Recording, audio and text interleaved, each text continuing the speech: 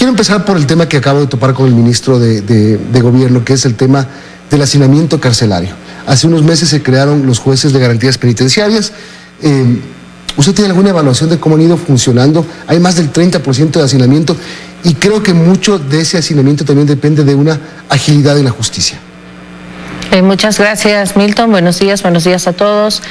Sí, bueno, la crisis carcelaria tiene varias aristas y nosotros hemos entregado al país los jueces de garantías penitenciarias que debieron haberlo hecho gestiones anteriores del Consejo de la Judicatura y que no lo hicieron.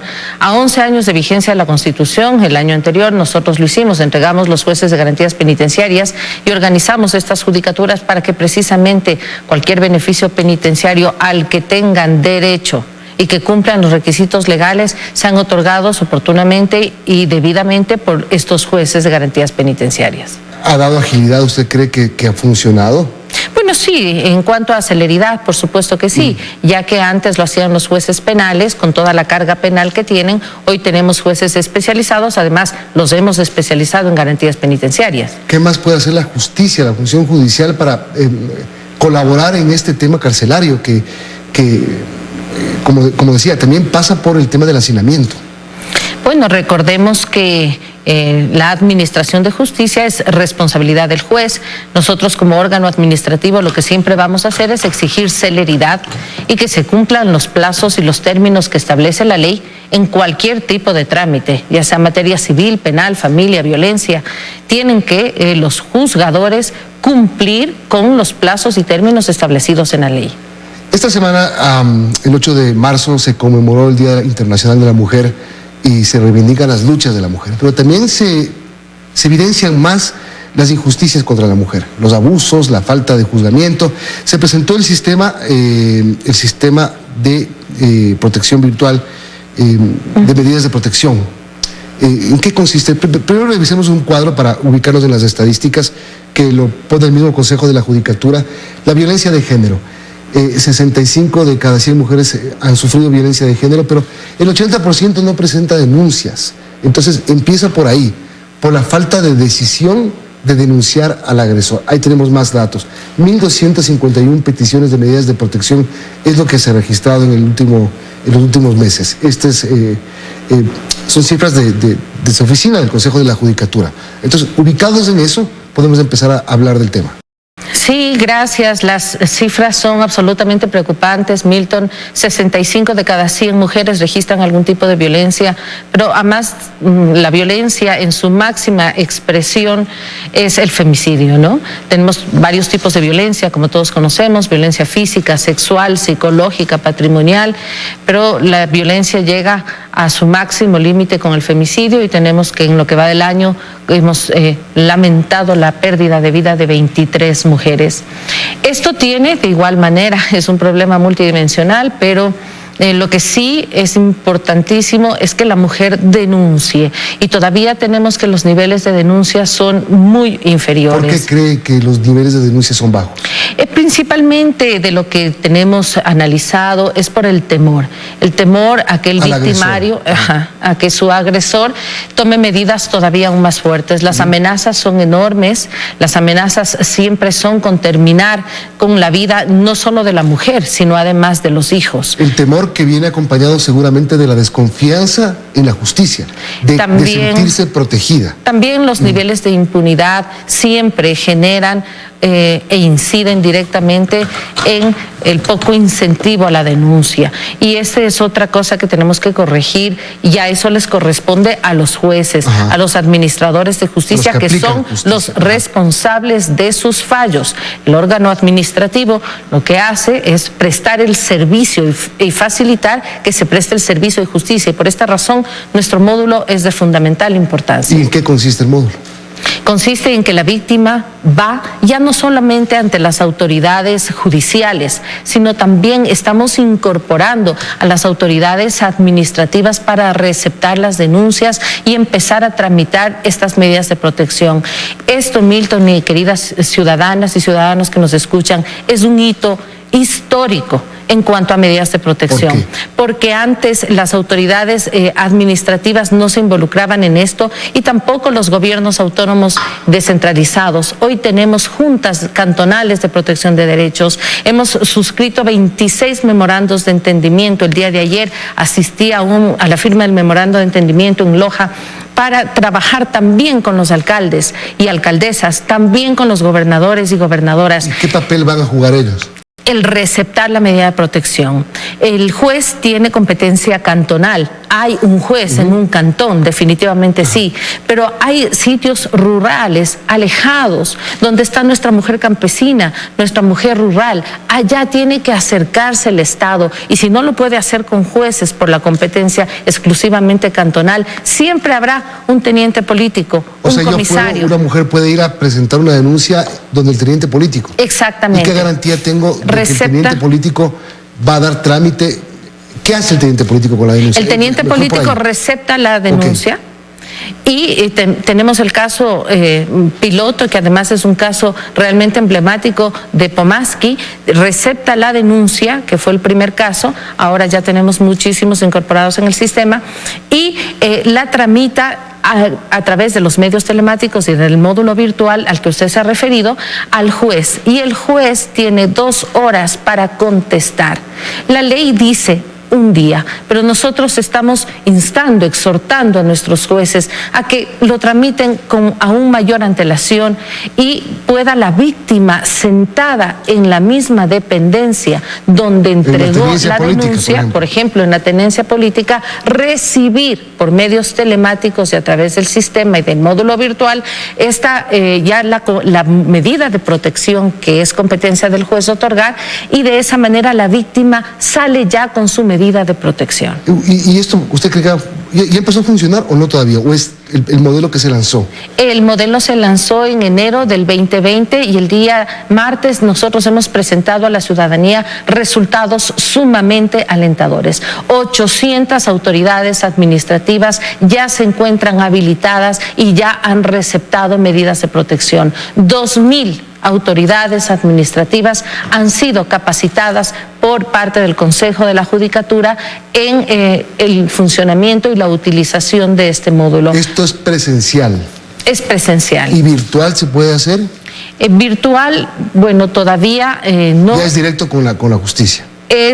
Tenemos que recibir a la víctima, analizar, ver su estado, pero hay una cosa muy importante, Milton, en este caso, y es nuestra petición, sin menoscabar el principio de independencia judicial del que nosotros somos absolutamente respetuosos, porque somos convencidos de que es la base de la democracia, pues solicitar que se analice realmente en profundidad si es que solamente el 20% de mujeres agredidas acuden al Estado, es porque definitivamente su situación es apremiante y hay como Estado que tutelar los derechos de esas mujeres, que no solamente además cabe, no solamente la medida es para las mujeres, también hay niñas y niños agredidos, también hay adolescentes víctimas de violencia, para todos ellos están estas medidas. Otra vez, ¿y cómo lograr que vayan? Que denuncien, que pierdan el miedo. Le decía, pasa por la confianza en la justicia también, pero sigue siendo bajo el número de denunciantes. Sigue siendo versus bajo. El número altísimo de femicidios, de atrocidades que se cometen con las mujeres. Es un problema estructural, Milton, es un problema estructural que nosotros debemos cambiar, aprender a romper el silencio, y el llamado es a la mujer a que rompa el silencio, porque solo rompiendo el silencio romperá el círculo de violencia. Hay nuevamente muchísimas causas, este es un problema multidimensional, tiene muchas aristas, pero una de ellas también sin duda es que logremos romper el círculo de la violencia también a partir de romper de alguna manera, de muchas maneras, la dependencia económica. Veamos los datos. Dice, según la Fiscalía, las denuncias por violencia de género en 2019 fueron más de 53,000, en el 2020 46,000. Bajó el número. ¿Por qué bajó? ¿Porque se produjeron menos denuncias de violencia? ¿Porque se produjo menos violencia? ¿Por qué cree que bajó? Recordemos que la violencia tiene cifras que no son unas cifras definitivas.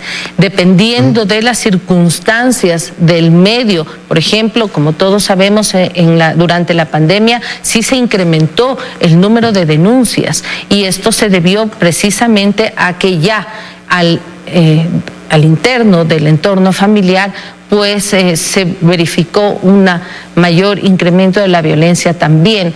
Recordemos adicionalmente que durante la pandemia el Consejo de la Judicatura estuvo presente facilitando el servicio con unidades de violencia que no descansaron ni un solo día. Nuestras unidades de violencia estuvieron atendiendo la gran cantidad de casos y denuncias que hemos recibido. Vale mencionar, Milton, que en cuanto a los resultados que presentamos el día 9, el día martes, también hay que indicar que fueron más de 1.200 medidas concedidas ya, es decir, el sistema está operativo, está en pleno funcionamiento, son 1.250 medidas aproximadamente que se entregaron, y que esto no es solamente una carta, no es solamente un documento, no es solamente una medida, son 1.200 vidas protegidas, 1.200 mujeres que lograron la protección y la tutela de sus derechos. Vamos a más. Tenemos que trabajar con el Ministerio de Gobierno, y por eso es que lo hemos venido haciendo durante todo este tiempo para presentar los resultados, en facilitar a las autoridades administrativas, intendentes, tenientes políticos, comisarios, también los medios necesarios, necesitan equipos, necesitan el acceso a Internet para entonces poder llegar a cada rincón del país, para que cada mujer que se encuentra en Guamboya, en Las Naves, en Tiputini, a donde ya hemos llegado y donde ya se han otorgado medidas, pueda sentirse segura de que el Estado está junto a ella. Bueno, aquí tengo una consulta que me hacían unos abogados anoche. Me dice, el sistema inexistente de citaciones que toma hasta un año para realizarse, por la falta de digitalización de expedientes, por la lentísima atención y despacho de causas y la inexistencia de licencias para justicia telemática. Dicho por abogados. Bueno, nosotros hemos hecho un gran despliegue de licencias. No veo el problema por allí porque... ¿Usted cree que todos tienen la licencia suficiente para la vía telemática? Creo que contamos con las licencias suficientes para la vía telemática. Creo además que este Consejo de la Judicatura definitivamente ha hecho esfuerzos que ninguno lo ha hecho. Hemos superado en el país la entrega, más de 2.000 firmas electrónicas hemos entregado. Estamos trabajando en el despliegue del sistema web a nivel nacional, hecho que ningún Consejo de la Judicatura lo ha realizado. Y sí, las citaciones se han vuelto un nudo crítico porque tenemos un nudo crítico legal. ¿Hasta un año? Tenemos un nudo crítico de orden legal, que es que la citación, según la ley, tiene que hacerse en persona o por boleta. La citación en nuestro país aún no tiene la posibilidad de realizarse vía telemática. Las notificaciones para continuar el proceso, sí. En tener una citación. Además, durante la pandemia, como todos conocemos, se incrementa el problema porque se tuvo que trabajar por turnos, porque tuvo que respetarse el aislamiento, porque tuvo que respetarse la restricción vehicular, y por eso sí, en efecto, como en muchos otros proyectos y programas del Estado en este país y en todo el mundo, hay unos que sufrieron más impacto que otros. Pero ya estamos la semana anterior, he dispuesto al señor director general que ultime todos los detalles para hacer cambios estructurales en la parte de citaciones. O sea, volver las telemáticas, ¿se puede hacer eso? Porque hasta las audiencias se realizan de forma telemática, pero citar tiene que ser presencial. Porque así nos dice la ley. No notificar ya cuando se notifique, ya cuando una vez citado y una vez trabada la litis también, ya pues el resto de notificaciones son todas a través de medios telemáticos, a través del correo electrónico señalado. Pero la citación con la demanda o con el acto de proposición, la citación tiene que ser según la ley física. ¿Cómo lo van a arreglar? Usted dice que dispuso al director, ok, ¿cuál es la vía?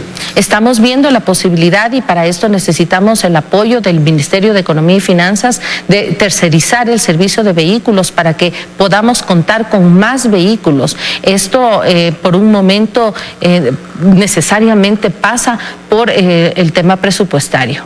¿Y cómo está en presupuesto? Bueno, hemos tenido la reunión conjuntamente con el presidente de la Corte Nacional, el doctor Iván Saquicela Rodas, para pedir al ministro precisamente fondos para estos proyectos que son estratégicos.